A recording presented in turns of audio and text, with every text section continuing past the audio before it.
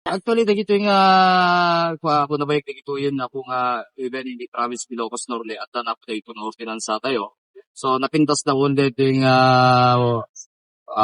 rakurat ito ni Apo SLG ni Apo DMD tayo. Tapos ni tikas tayo mas mapatikir pa dagito yung ordinansang may bakat tayo it probinsya tayo Ilocos Norte. Kas pagamo tayo dito krisis nga mapaspasaran tayo itegdama. Lupang nalauna yung may implementar dito ita dito ko na akon nga ko nang kasta nakamadmadi nga talaga dagiti giinom iti lang langalang nakusog hanap igi duman tapi may sa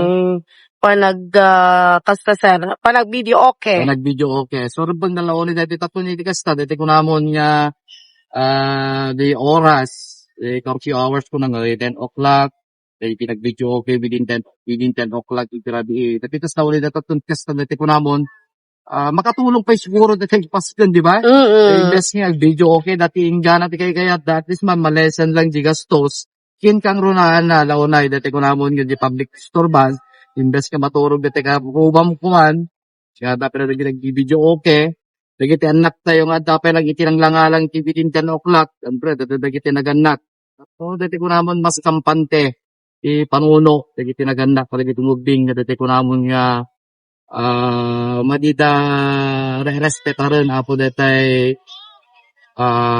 dati for few hours na yung 10 o'clock.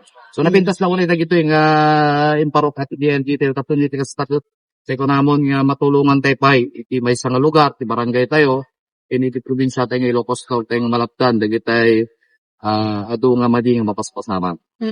Sir,